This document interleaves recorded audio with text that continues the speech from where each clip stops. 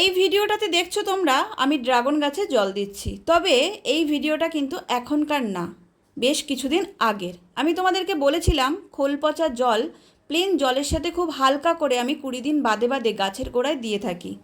এই লিকুইড জৈব সারই কিন্তু আমার গাছকে ভালো রাখতে সাহায্য করে। আর এই ভিডিও শেয়ার করার পর তোমরা যারা আমার ভিডিও দেখো তারা কিন্তু অনেকেই এই জিনিসটা ফলো করো। তবে যেটা আসল উদ্দেশ্য এই ভিডিওটা করার, আমি কিন্তু এই সময় এই তরল জৈব সারটা একদমই গাছের গোড়ায় দিতে পারছি না, কারণ এই যে প্রচণ্ড রৌদ্রের তাপ, এখন কিন্তু খোল পচা সারটা দিলে গাছ কিন্তু সহ্য করতে পারবে না, কারণ এই সময় গাছের গোড়ায় জল দেওয়া হচ্ছে না। কেন এই সময় ড্রাগন গাছে জল দেওয়া হচ্ছে না আর জল দিলেই বা কী ক্ষতি হয় তার ডিটেলস ভিডিও কিন্তু আমার চ্যানেলে আমি শেয়ার করে দিয়েছি, একবার দেখে নিতে পারো। আর এই মুহূর্তে কিন্তু খোল পচা সারটা গাছের গোড়ায় দেওয়া বন্ধ করো, ওয়েদারটা একটু নর্মাল হোক, বর্ষাটা একটু নামুক, তারপরে আবার সেই একই নিয়মে কিন্তু খোল পচা সারটা দিতে পারবে।